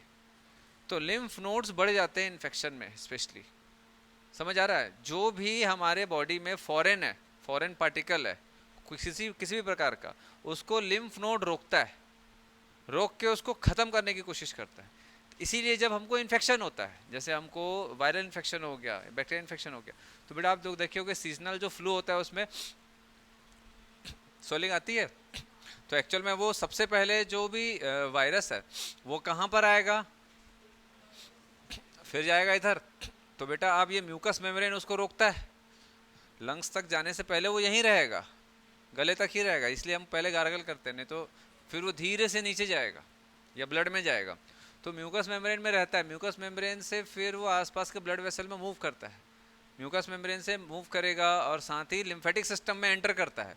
तो जैसे ही लिम्फेटिक सिस्टम में एंटर करेगा, समझ आ रहा है, तो यहाँ पर हम लोगों ने पुलिस चौकी बैठा के रखा है। तो क्या करता है, बॉडी में एंटर होने से पहले गले में जो इन्फेक्शन हुआ है, ठीक है, उसको यहाँ पर मारा जाता है। तो जैसे फॉर एग्जांपल कोई चेक पोस्ट है पुलिस का, वहाँ पर अगर कोई आतंकवादी आ गया 10 लोग, तो क्या होगा बेटा? पुलिस वाले उसको रोक लेंगे, कहाँ जा रहे हो? अब पता पड़ा वो लोग गोली चलाना चालू कर दिए, तो पुलिस वाले भी हरकत में आ जाएंगे, गोली चलाना चालू कर देंगे। फिर कंट्रोल रूम में फ़ोन जाएगा, और भी लोगों को बुलाओ, यहाँ गोलीबारी चल रहा है, और लोग आएंगे और पुलिस वाले आएंगे और चालू हो जाएगा। वो आतंकवादी भी, अरे भैया हम घिर गए बचाने, आओ, आतंकवादी और आ रहे हैं, उनको मारने के लिए और पुलिस वाले आ रहे हैं, तो वो एरिया गर्म हो जाएगा, वो एरिया बढ़ जाएगा मारपीट वाला। समझ आ रहा बात है ना? तो इन्फ्लामेशन में भी तो वही होता है, स्वेलिंग, इंक्रीज टेम्परेचर। समझ आ रहा है? तो ये इंक्रीज्ड टेम्परेचर, स्वेलिंग, इसी को इन्फ्लामेशन बोलते हैं। तो वही तो हो रहा है यहाँ पर, तो इन्फ्लामेशन ही होता है यहाँ पर, पूरा स्वेलिंग हो जाता है और टॉन्सिल धीरे धीरे बढ़ जाता है। टॉन्सिल बढ़ रहा का मतलब होता है इन्फेक्शन बढ़ रहा है और बॉडी उसको रोकने की कोशिश कर रही है। तो फिर हम लोग गार्गल करते हैं, गर्म पानी पीना रहता है। अब कई जो बुद्धिजीवी लोग हैं, डॉक्टर लोग ऐसी फालतू बात करते हैं, गर्म पानी नहीं पीना, मेरे ठंडा पीना है, मेरे को आइसक्रीम खाना है, कुछ नहीं होता, ठीक हो जाएगा। अब आप जब आइसक्रीम खाते हो या ठंडा पानी पीते हो या खट्टा वट्टा चीज़ खाते हो, ये सब मना किया जाता है। तो होता क्या है, गले के आसपास जैसे आप ठंडा लोगे तो ठंड से ब्लड वेसल कॉन्स्ट्रिक्ट होगा या डायलेट होगा? कॉन्स्ट्रिक्ट होगा। ब्लड वेसल कॉन्स्ट्रिक्ट होगा तो डब्ल्यूबीसी रिमूव वहाँ से निकल नहीं पाते हैं। साइट ऑफ इन्फेक्शन तक पहुँचने के लिए इसके आसपास ब्लड वेसल भी है ना, तो भैया अब यहाँ पर इन्फेक्शन को रोका जा रहा है, तो कॉल किया जाएगा और पुलिस बुलाओ। तो WBC जो मोनोसाइट और न्यूट्रोफिल है वो आएंगे, कौन है भाई, ठीक है। तो अब अगर मैंने आपको बताया था WBC जब निकलते हैं तो ब्लड वेसल को डायलेट होना चाहिए, इन्फ्लामेशन में बताया था, तो ब्लड वेसल डायलेट होगा तो आसानी से WBC बाहर निकलेंगे, आसानी से निकलेंगे, साइट ऑफ इन्फेक्शन तक पहुंचेंगे। अब आपने क्या कर दिया, रोड को सकरा कर दिया और बैरिकेड्स लगा के, तो जो पुलिस आ रही है वो निकल ही नहीं पाएगी, तो यहाँ तक पहुंच ही नहीं पाएगा। तो अगर WBC यहाँ नहीं पहुंचेंगे, नैरो हो जाएगा ब्लड वेसल, तो WBC वहाँ से लीक नहीं हो सकते, तो यहाँ पहुंचेंगे नहीं, तो इन्फेक्शन बढ़ जाएगा और बढ़ जाएगा इन्फेक्शन, क्योंकि माइक्रोब्स तो बहुत सारा घुस चुके हैं बॉडी में, ठीक है। अब आपने अगर गर्म पानी से गार्गल किया, नमक ये वो गरम गरम खा रहे हो, तो ब्लड वेसल गले का क्या होगा, डायलेट होगा, डायलेट होगा तो क्या होगा, ज़्यादा से ज़्यादा WBC लीक होंगे, माइग्रेट करेंगे साइट ऑफ इन्फेक्शन तक की और जल्दी ख़त्म होगा। समझ आ रहा है? डॉक्टर लोग तो फालतू ऐसे ही बोलते रहते हैं, ठीक है। पता है ना, ऐसा करते हो, करते हो गार्गल वार्गल करते हो? नहीं करते, एक बार किए, दो बार किए, थोड़ा सा ठीक हुआ, फिर बंद हो गया। तो प्रॉपर प्रोटोकॉल अपनाना चाहिए, 3 to 5 डेज करना चाहिए, जब तक पूरा ठीक ना हो जाए। तो ये कॉन्सेप्ट होता है, ठीक है। अब कई लोग, सर क्यों ऐसा, क्यों, कई बार ऐसे मेरे से पूछ देते हैं, क्यों गार्गल गरम से, क्यों आइसक्रीम क्यों नहीं खा सकते? क्लास आ जाना मेरे, ठीक है। तो भाई अब इन्फ्लामेशन थोड़ी ना समझाते बैठेंगे, तो डॉक्टर लोग जो है, देखो ऐसे करो ठीक हो जाएगा। अब वो थोड़ा पढ़ाने बैठेगा भैया हर किसी को, गूगल में पढ़ लो, समझ आए तो ठीक है, गूगल में भी पढ़ने से नहीं समझ आएगा इसे। चलो क्लियर हो रहा है? फ्लूइड, लिम्फ, कलरलेस फ्लूइड क्या क्या होता है मैंने बता दिया, लिम्फेटिक वेसल, यही सारी चीज़ें, lymphatic corpuscles, lymphocyte, lymphatic organs ये स्प्लीन, थाइमस, बोन मैरो, ठीक है। और आपका ये हो गया, टॉन्सिल्स वगैरह हो गए। कुछ जो लिम्फ नोड्स होते हैं हमारे इंटेस्टाइन में होते हैं, जिनको पेयर्स पैचेस बोलते हैं। और कुछ लिम्फेटिक जो क्या बोलते हैं, जो टॉन्सिल जैसे होते हैं, ठीक है, वो और क्या होते हैं बेटा, MALT, हाँ जो लिम्फेटिक सिस्टम है, MALT, mucosal associated lymphoid tissues, समझ आ रहा? तो म्यूकोसा से associated lymphoid tissues, 50% lymphoid tissue MALT होता है। ये क्वेश्चन कई बार आता है एग्जाम में, क्यों होता है? क्योंकि हमारे बॉडी के जितने ओपनिंग्स है वहाँ पर म्यूकोस मेम्ब्रेन है, नॉस्ट्रिल में म्यूकस मेम्ब्रेन है, इसोफेगस म्यूकस मेम्ब्रेन से बना है, एनस और उसके बाद लार्ज इंटेस्टाइन म्यूकस मेम्ब्रेन, समझ आ रहा बात? तो बॉडी में इन्फेक्शन घुसेगा कैसे, ओपनिंग्स के थ्रू, तो वहाँ पर बैरिकेड्स है ना भैया, म्यूकस मेम्ब्रेन, उसके लिए बहुत सारे लिम्फॉइड टिश्यू बिछा के रखा गया है, तो लैंड माइन्स होता है ना वैसी टाइप का, आएगा तो मरेगा ऐसा करके। चलो क्लियर है ये? चलो अब ज़्यादा डीप नहीं जाएंगे इसमें। अब इसको एक चीज़ बस अपन और बताते हैं, फिर इसको ख़त्म करते हैं, क्योंकि लिम्फेटिक सिस्टम बच्चे लोगों में हमेशा प्रॉब्लम रहता है, तो इसलिए थोड़ा सा ज़्यादा ही बता देता हूँ ताकि मेरा सर ना खाएं। तो अब एक सवाल आता है कि सर ये जा कहाँ रहा है? ये जा कहाँ रहा है? इतना सारा निकल रहा है, क्या बॉडी से बाहर निकल रहा है? सर यूरिन से तो नहीं निकल रहा है, नहीं। तो ये सिंपल सा वही कहानी है भाई, ये जो ड्रेनेज है, जैसे नाली में जो एक्स्ट्रा पानी जो है नाली से जो ड्रेन हो रहा है, नाली से कहाँ जाएगा? नदी में, सीधा सीधा नदी में। भाई छोटी नाली से बड़े नाली में जाएगा, बड़े नाली से नाला में जाएगा, और बड़े बड़े नाला नदी में जाता है, और नदी कहाँ जाती है? समुद्र में, ठीक है। हाँ कहा जाता है, अब वो बीच का प्रोसेस खा गया, साफ ऑफ कर। अब इधर देखो, समुद्र में वाटर इवेपोरेट होगा, बादल बनेगा, फिर बरसेगा, फिर वो पानी बरसा जो रोड में नाली में आएगा, तो भाई जहां पर से आया है वहीं तो जाना चाहिए ना। तो वैसे ही ये बना कहाँ से है? लिम्फ बना कहाँ से? ब्लड से ही बना है, तो कायदे से कहाँ मिलना चाहिए? ब्लड में। तो इसीलिए हार्ट में ही, हार्ट के पास में जो ब्लड वेसल्स होते हैं, लाइक सुपीरियर विना कावा और इन्फीरियर विना कावा, जैसे ये सुपीरियर विना कावा है तो इसकी ब्रांचेस होती हैं, तो ये ऐसा, ठीक है, वेन में जाकर के ये मिल जाता है, वेन में जाकर के मिल जाता है। तो ये सबक्लेवियन वेन होता है, मत लिखो ये सब, वेन में जाकर के मिलता है, और ये राइट एट्रियम। ठीक है, तो बना ब्लड से और मिला ब्लड। क्लियर हो रहा है ड्रेनेज सिस्टम? चलो इसका ना फोटो खींच के घर में आराम से बना लेना, या बाद में इसको कर लेना, सेव अपन कर देंगे। और क्या बच रहा है? हाँ, डिसऑर्डर्स देखेंगे।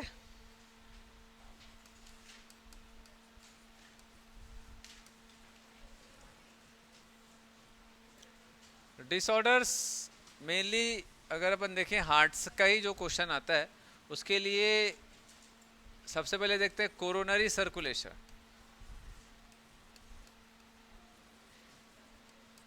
कोरोनरी सर्कुलेशन, अब इधर देखो कोरोनरी सर्कुलेशन क्या है?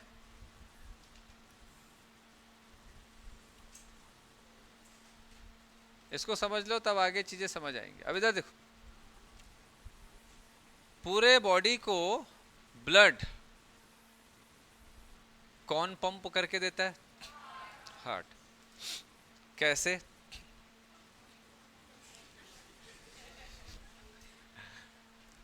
पंप करके दिया तो कैसे जाएगा? एओर्टा से फिर डिफरेंट टाइप की आर्टरीज, है ना? एओर्टा से ब्लड गया और उससे डिफरेंट टाइप की आर्टरीज के थ्रू वो पूरे बॉडी में डिस्ट्रीब्यूट हो रहा है। तो हार्ट को भी तो ब्लड चाहिए कि नहीं चाहिए? तो ये कैसे लेगा? इसके अंदर तो रहता है सर ब्लड, पी लेता है, उसमें क्या है? तो अब इसको ऑक्सीजनेटेड ब्लड चाहिए या डीऑक्सीजनेटेड? ऑक्सीजनेटेड। तो ये पीता नहीं है ना, ऐसे नहीं कि सर इसके अंदर तो ब्लड है तो ले लेगा, ऐसे थोड़ी ना होता है। ठीक है, तो जो सिस्टम है बॉडी का, मतलब हर एक ऑर्गन को, हर एक टिश्यू को प्रॉपर आर्टरी के थ्रू ही ब्लड पहुंचाया जाता है। तो हार्ट को भी आर्टरी के थ्रू ही ब्लड पहुंचाया जाएगा। समझ आया? हार्ट को भी आर्टरी के थ्रू ब्लड पहुंचाया जाएगा। तो और हर एक आर्टरी कहाँ से ओरिजिनेट होती है? मतलब ऑक्सीजनेटेड ब्लड जिसमें होता है वो आर्टरी मेनली कहाँ से ओरिजिनेट? आयोटा से। तो इसीलिए आयोटा से ही एक ब्लड वेसल निकलेगा जो कि हार्ट को ऑक्सीजनेटेड ब्लड सप्लाई करेगा। समझ आ रहा है? तो ये जो आर्टरी है इसको बोलते हैं कोरोनरी आर्टरी। क्या रहता है इसमें? Oxygenated blood. ठीक है, कोरोनरी आर्टरी। तो राइट साइड में भी जाएगा और लेफ्ट साइड में भी जाएगा, और सभी के सभी इसको टिश्यू को, इसके भी टिश्यू है ना, एपिथेलियल टिश्यू है, मस्कुलर टिश्यू है, उसको arterial blood that is oxygenated blood supply किया जाएगा। क्लियर है इतना? तो जो सिस्टम बना हुआ है वो सबके लिए है, ऐसा नहीं कि हार्ट सबको दे रहा है, ऐसा थोड़ी ना होता है। जैसे अब मम्मी लोग खाना बना रहे हैं, मम्मी सबको खाना परोस रहे हैं, तो भाई आपको खाना कैसे मिलता है घर में? मतलब किस में दिया जाता है? सर मैं तो कटोरी में खाता, चम्मच से, तो थाली में ही परोस के दिया जाता है। अब ऐसा थोड़ी ना कि भाई मम्मी अगर खाना सबको परोस रही है तो थोड़ी ना कढ़ाई से निकाल के खा ले रहे हैं अपन। वो भी भाई घर में भी मम्मी हो चाहे कोई भी हो, पापा हो, वो भी थाली से ही प्रॉपर निकाल के खाया जाता है। जो सिस्टम दूसरों के लिए वो खुद के लिए भी। समझ आया? वैसे ही यहाँ पर एओर्टा से आर्टरी के थ्रू सारे टिश्यू को जाएगा, तो हार्ट को भी वैसे ही मिलेगा ब्लड। क्लियर है इतना? चलो अब इसी से अपन जो इसका डिसीज है देखते हैं, कोरोनरी आर्टरी डिसीज। तो यहां से एक चीज तो समझ आ गया कि भाई कोरोनरी आर्टरी क्या चीज है ना? कोरोनरी आर्टरी क्या है समझ आ गया? तो अगर कोरोनरी आर्टरी में किसी भी प्रकार की प्रॉब्लम होगी तो उस टाइप के डिसीज को अपन कोरोनरी आर्टरी डिसीज बोलते हैं, है ना? चलो तो देखते हैं क्या क्या हो सकता है। तो जैसे फॉर एग्जांपल कि अब ध्यान से समझना,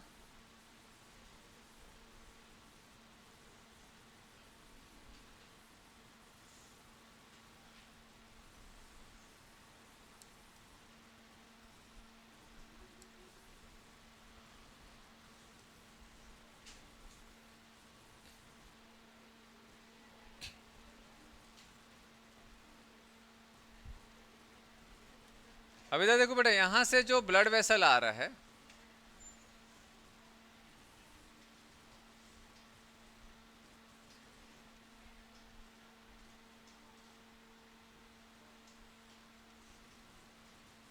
यहां से जो ब्लड वेसल आ रहा है ना, इस ब्लड वेसल में अगर किसी भी प्रकार का क्लॉटिंग अगर हो रहा है,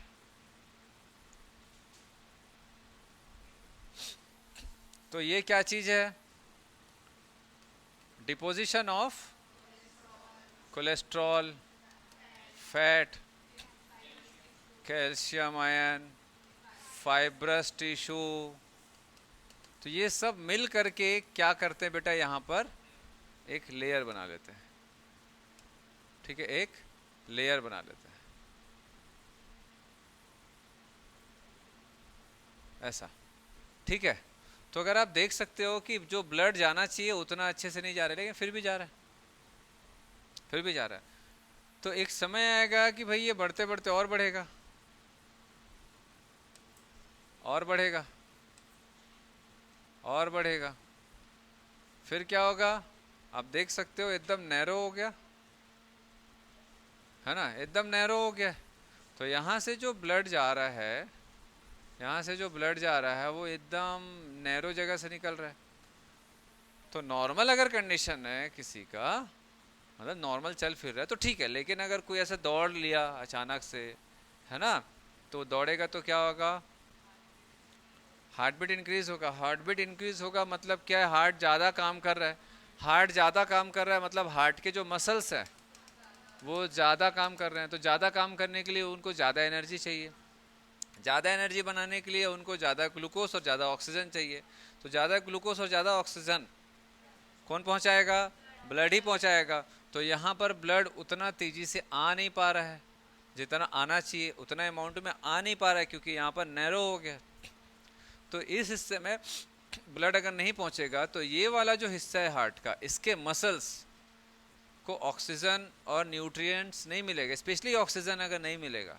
ठीक है, न्यूट्रिएंट्स की तो ज़रूरत नहीं है क्योंकि मसल खुद का ग्लाइकोजन भी स्टोर कर लेता है। ठीक है, तो उसके पास हो सकता है न्यूट्रिएंट थोड़ा बहुत हो स्टोरेज, बट ऑक्सीजन तो कंटिन्यूस चाहिए, वो स्टोर नहीं कर सकते। तो ऑक्सीजन चाहिए लेकिन आ नहीं रहा, तो आ नहीं रहा तो क्या होगा, ये जो मसल्स है ये ठीक से काम नहीं कर पाएंगे।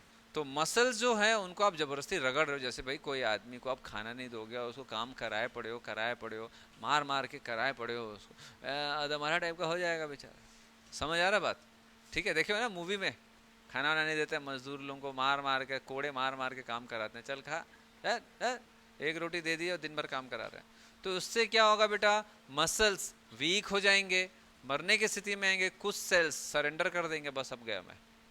तो उसी समय जब मसल्स नेक्रोज्ड होना चालू होते हैं, मतलब death of cells due to lack of oxygen, that is anorexia, hypoxia. तो लैक ऑफ ऑक्सीजन होगा, है ना, दैट इज हाइपोक्सिया। तो उस कंडीशन में क्या होगा, यहाँ के सेल्स जब मरना चालू करते हैं तो मरते मरते ये लोग एक केमिकल सिग्नल रिलीज करते हैं। ये केमिकल सिग्नल जो होता है ना, ये केमिकल सिग्नल रिलीज करेंगे, फिर एक न्यूरल सिग्नल जाएगा, फिर एक न्यूरल सिग्नल जाएगा, क्योंकि भैया हर एक टिश्यू में ब्रेन जो रहता है वो अपने जाल बिछा के रखा है, रिसेप्टार्स। तो कहीं पर भी अगर कुछ एक्स्ट्रा चेंजेस होता है तो वो रिसेप्टार्स को पता चल जाता है। तो जैसे ही ये केमिकल सिग्नल रिलीज होता है तो न्यूरल सिग्नल हार्ट से बाहर निकलता है। ये न्यूरल सिग्नल हार्ट से बाहर निकला, देन दूसरी चीज़, एक चीज़ ध्यान रखना, इंटरनल ऑर्गन्स हमारे ब्रेन के कंट्रोल में नहीं होता है। तो इधर आ जा बेटा, इधर आ जा, इधर बैठ जा। मेरी आवाज़ आ रही है? हाँ, एक चीज़ याद रखना, इंटरनल ऑर्गन्स में हमारे ब्रेन का कॉन्शियस कंट्रोल नहीं होता है, सब ऑटोमेटिक काम करता है। तो इंटरनल ऑर्गन में कोई प्रॉब्लम होती है तो हमको नहीं मालूम चलता है, जो वॉलेंट्री नहीं है। भाई जैसे मसल्स वॉलेंट्री है, आप मसल को जोर से दबाओगे दर्द होगा, या जैसे कोई चीज़ उठाओगे लिफ्ट नहीं कर पाओगे तो दर्द होगा। समझ आ रहा बात? ठीक है, तो क्या होगा कि जो भी इंटरनल ऑर्गन्स होते हैं वहाँ जब प्रॉब्लम होती है, किसी भी प्रकार का प्रॉब्लम होती है, तो एक सिस्टम बनाया गया है कि इंटरनल ऑर्गन के प्रॉब्लम को ब्रेन डायरेक्टली डिटेक्ट नहीं कर सकता क्योंकि वो ऑटोनॉमिक है। तो इंटरनल ऑर्गन से सिग्नल हमारे वॉलंटरी मसल्स को जाती है, पेन सिग्नल। जैसे एक छोटा सा एग्जांपल, जैसे मेंस्ट्रुअल साइकिल होता है जब फीमेल में, ठीक है, तो जब मेंस्ट्रुएशन होता है 3 to 5 डेज का, तो उस समय क्या होता है, endometrium of uterus break down होता है, तो ब्लड वेसल टूट रहा है, वहाँ के ग्लैंडुलर टिश्यूज ब्रेक हो रहे हैं, तो वहाँ पर जो नर्व्स है वो भी ब्रेक हो रहा है, तो कोई चीज़ डैमेज हो रहा है ना। तो जो डैमेज हो रहा है ये कैसे पता चलेगा कि डैमेज हो रहा है, इंटरनल ऑर्गन है, तो वो यूट्रस से एक पेन का सिग्नल जाता है वॉलंटरी मसल में। तो हर एक ऑर्गन का अलग अलग जगह पर वॉलंटरी मसल में पेन सिग्नल को सप्लाई किया जाता है।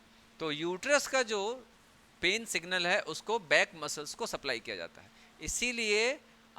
इसीलिए जब मेंस्ट्रुअल साइकिल होता है, मेंस्ट्रुएशन होता है, तो उस समय जो यूट्रस में ब्रेकडाउन होने के कारण जो सिग्नल है, पेन सिग्नल, वो बैक मसल्स को सप्लाई किया जाता है। तब हमको मालूम चलता है कि अंदर कुछ प्रॉब्लम है। जैसे गॉल ब्लैडर में कोई प्रॉब्लम होती है तो गॉल ब्लैडर इंटरनल ऑर्गन है, समझ आ रहा है, तो गॉल ब्लैडर में प्रॉब्लम होती है तो उसका जो पेन होता है वो शोल्डर में जाता है, समझ आ रहा है, समझते जाना।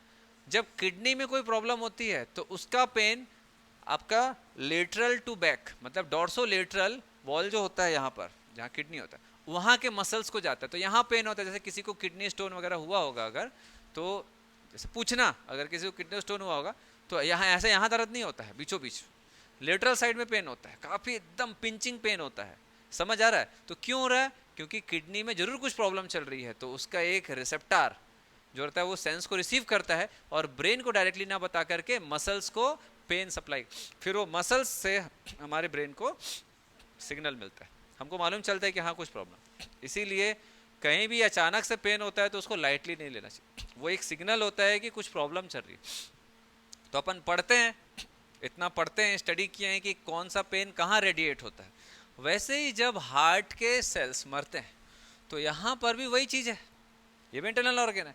तो यहाँ से जो सिग्नल रिमूव होता है वो हमारे चेस्ट के मसल्स को सप्लाई करता है। कौन सा, पेक्टोरलिस मेजर मसल। हम लोगों ने इंटरकोस्टल मसल देखा रिब्स के बीच में, रिब्स के ऊपर मसल्स होते हैं पेक्टोरलिस मसल, है ना, पेक्टोरलिस एक्सटर्नल, पेक्टोरलिस इंटरनल, ऐसा, ठीक है, मेजर और माइनर बोलते हैं। तो पेक्टोरलिस मेजर, जैसे बॉडी बिल्डर लोग ऐसा करते हैं ना, ऐसा तो देखे होगे, तो वो पेक्टोरलिस मसल होता है, चेस्ट मसल। तो pectoralis muscle specially left chest का जो पेक्टोरलिस मसल होता है वहाँ पर वो सिग्नल जाता है। फिर जब ये सिग्नल और बढ़ते जाता है, मतलब ये और नैरो हो गया, तो और ब्लड सप्लाई की कमी हो गई, तो और ब्लड सप्लाई की कमी होगी तो और स्ट्रॉन्ग सिग्नल जाएगा, तो वो सिग्नल फिर धीरे धीरे लेफ्ट शोल्डर तक आता है, लेफ्ट शोल्डर से लेफ्ट हैंड से फिंगर्स तक जाता है। तो ये चेस्ट से स्टार्ट होगा, देन धीरे धीरे वो बढ़ते जाएगा अकॉर्डिंग टू सिवियरिटी, ठीक है। अब कई लोग गैस समझ के गैस की दवाई खा के निपट जाते हैं, बहुत सारे लोगों के साथ होता है। तो भाई या डॉक्टर वहाँ पर मेडिकल वाले के पास चल देते हैं, और कई कई जो नए नए मेडिकल वाले जो रहते हैं, नए मेडिकल स्टोर जो खोले हैं, पुराने लोगों को थोड़ा आइडिया रहता है तो वो लोग सजेस्ट करते हैं कि आप ये खाओ लेकिन तुरंत आप जाओ हॉस्पिटल, तुरंत जाओ, ठीक है। जो थोड़े समझदार, धीरे धीरे एक्सपीरियंस हो जाता है मेडिकल वालों को। लेकिन जो नए नए खोले हैं बेचारे अभी, जो सिर्फ पैरासीटामोल को जानते हैं क्या होता है, तो वो लोग फिर दर्द का दवाई दे देंगे और बोलेंगे जाओ, समझ आ रहा है, क्योंकि दर्द हो रहा है मसल में। तो मस्कुलर पेन जो होता है वो अगर अचानक से हो रहा है किसी कारणवश, तो कुछ ना कुछ तो प्रॉब्लम है। तो ये जो चेस्ट पेन होता है उसी को अपन क्या बोलते हैं, एंजाइना पेक्टोरिस। तो एंजाइना वर्ड जो होता है वो पेन के लिए होता है, पेक्टोरलिस मसल में पेन होता है, इसीलिए एंजाइना पेक्टोरिस बोला जाता है। समझ आ रहा है बात, ठीक है। तो ये जो दिल का दर्द है हाँ हाँ हाँ सर, हाँ हाँ हाँ हाँ हुआ है सर, हुआ है ये जो दिल का दर्द है, हाँ, तो ये जो न्यूरल सिग्नल जा रहा है that is pen signal in pectoralis muscle, तो इसीलिए इसको क्या बोलते हैं, एंजाइना पेक्टोरालिस या पेक्टोरिस, समझ आया? एंजाइना पेक्टोरिस, समझ आया? दिल का दर्द, तो ये कब आता है? ये कंडीशन बताता है कि हार्ट अटैक है, हार्ट अटैक हुआ है। ये चेस्ट पेन है ना, और इसको चेस्ट पेन भी बोल सकते हो।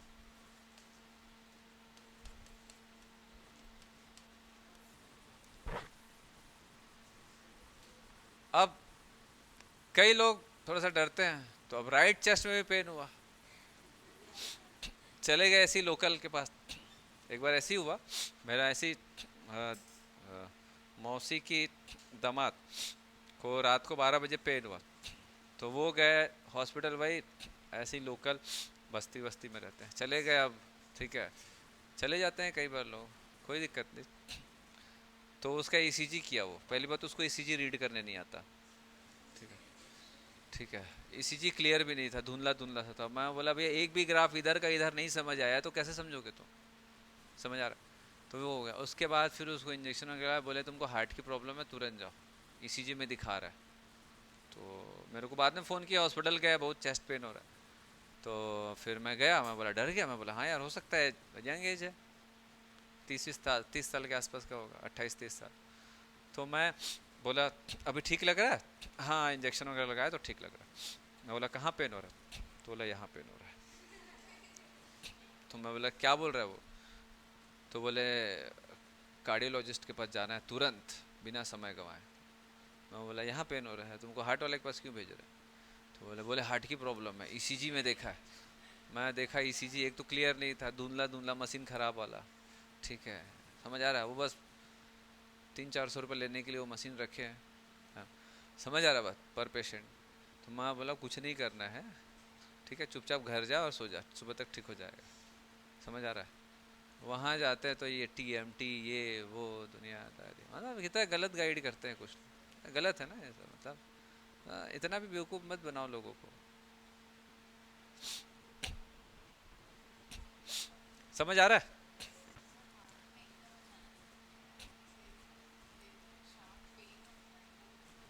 कहाँ शार्प पेन होता है हार्ट में? किसको देखने के बाद? चलो वो जो रहता है ना, हार्ट एम्प्टीइंग होता है। कभी कभी हम डर जाते हैं तो अचानक से हार्ट बीट बढ़ने से पहले एकदम रिलैक्स होता है, फिर तेजी से बढ़ना चालू होता है, हार्ट एम्प्टीइंग होता है एकदम, तो थोड़ा सा अजीब सा लगता है। चलो हो गया। तो ये जो कंडीशन है, अब इसके बाद क्या होगा बेटा? डेथ होगा। तो डेथ को अपन बोलते हैं नेक्रोसिस, ये severe condition, necrosis, the death of the cell due to lack of oxygen. यहां से आता है मायोकार्डियल इन्फेक्शन, मायोकार्डियल इन्फेक्शन, इसी को ही बोलते हैं हार्ट अटैक एक्चुअल में। मायोकार्डियल इन्फेक्शन जो रहता है इसको एमआई बोलते हैं, मिशन इम्पॉसिबल। तो देखो मूवी, वाकई इसके बाद मिशन इम्पॉसिबल हो जाता है जीवन का, बहुत मुश्किल होता है जीवन हार्ट प्रॉब्लम के बाद। चलो समझ आ रहा है? तो MI, myocardial infection, heart attack भी है ये। अब इसमें क्या करते हैं बेटा? 2 टाइप का इलाज है। अब ये बढ़ गया, फट गया, यहाँ पूरा ब्लड क्लॉट हो गया, कई बार तो पूरा ब्लॉकेज हो जाता है। अगर मेजर ब्लड वेसल में हुआ तो फिर हार्ट ठीक से काम नहीं कर पाता है, तो हार्ट अरेस्ट हो जाता है। तो एमआई हार्ट अटैक है, इसके बाद हार्ट अरेस्ट होता है। तो heart arrest is different, heart attack is different, heart failure is different.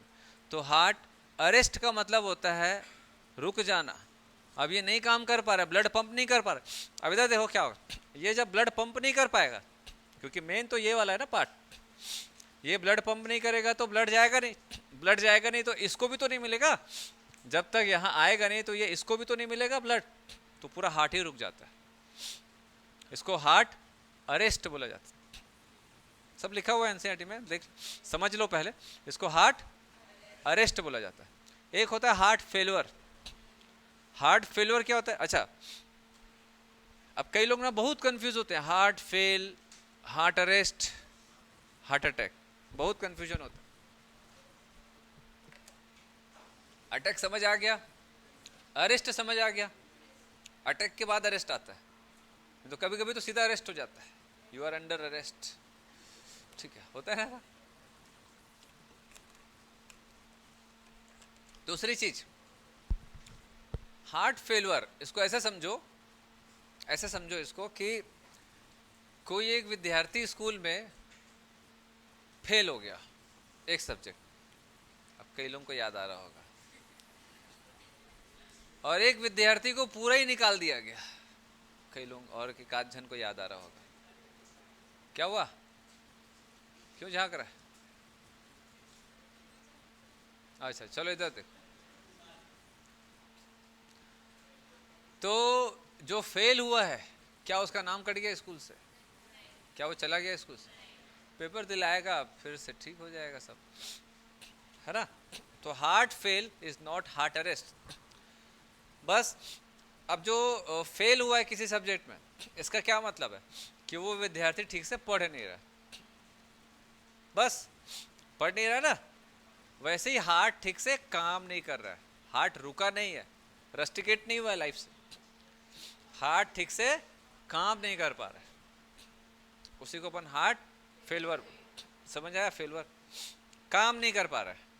मेरे को बहुत प्रॉब्लम हो रही है, कान बंद हो गया है, और बात कर रहा हूँ तो भरा भरा सा लग रहा है कान, ऐसा लग रहा है पढ़ाना छोड़ना पड़ेगा। नहीं, बहुत प्रॉब्लम हो रही, कंटिन्यूस, जब भी पढ़ा रहा हूँ ऐसे ही हो रहा है। हाँ, बहुत टाइम से हो रहा है, इसी साल से हो रहा है मेरे को, ऐसे लग रहा है अब टीचिंग प्रोफेशन का लास्ट ईयर है मेरा। हाँ, क्या हुआ, आज से ही छोड़ दो?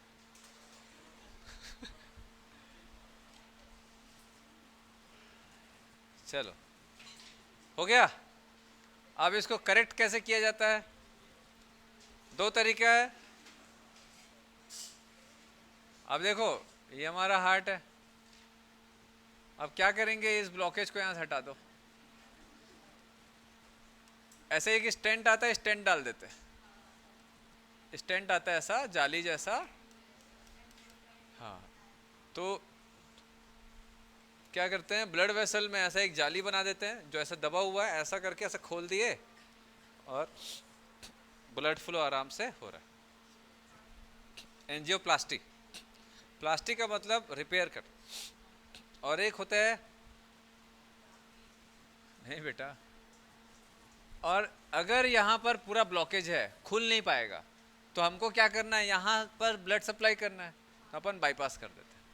तो हम क्या करेंगे, एयोटा से एक ब्लड वेसल, इसमें थोड़ा अच्छा नहीं दिख रहा है, कलरफुल नहीं, रेड से अच्छा, एयोटा से एक ब्लड वेसल को यहाँ पर ऐसा कनेक्ट कर देंगे। कई बार ऐसे रोड बनते रहता है, पुल बनते रहता है, तो बाजू से ऐसे निकल जाता है ना, बाईपास ऐसा रोड रहता है ना, ये रोड खराब है तो इधर से तो घुमा के जाओ, तो वैसे ये रोड खराब है, नहीं ठीक हो रहा, तो भैया यहाँ पर से एक बाईपास कर दो, तो यहाँ से ब्लड यहाँ आएगा और यहाँ से पूरे टिश्यूज़ को मिलना चालू हो जाएगा, तो उसको बाईपास ग्राफ्टिंग बोलते हैं।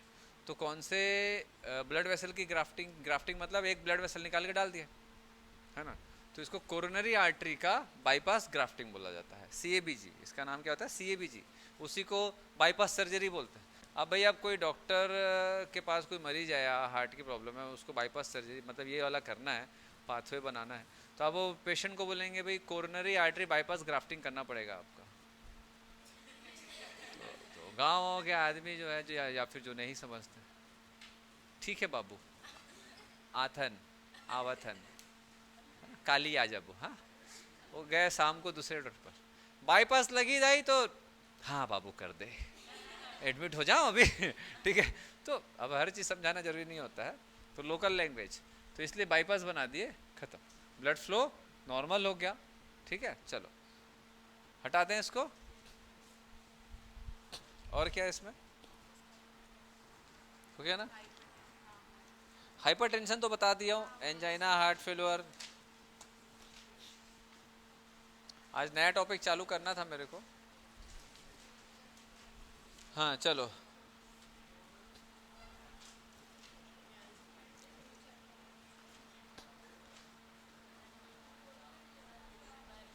रेगुलेशन ऑफ कार्डियक एक्टिविटी तो बता चुका हूँ, है ना। हाँ चलो फिर, बहुत बढ़िया बात है। बता बेटा, ये बताएगी कि कौन कौन से हार्मोन से हार्ट रेट इंक्रीज होता है, कौन कौन से हार्मोन के द्वारा हार्ट रेट इंक्रीज होता है। शांत रहो, आता है बेटा एग्जाम में डायरेक्टली। बोलो, नहीं पढ़ते हो यार आप लोग, बता बेटा।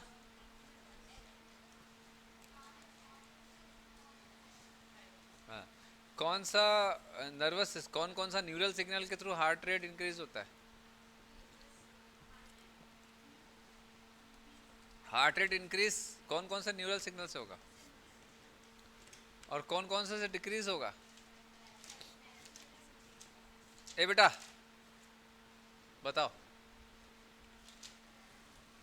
हाँ, हार्ट रेट डिक्रीज करने के लिए कौन कौन सा न्यूरल सिग्नल आएगा।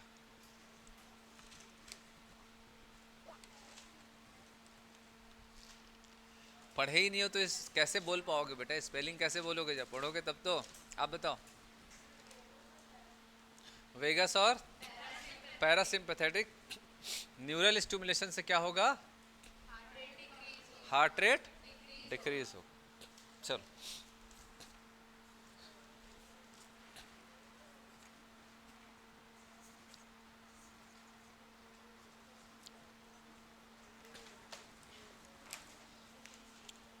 चलो बुकलेट दिखाओ मेरे को।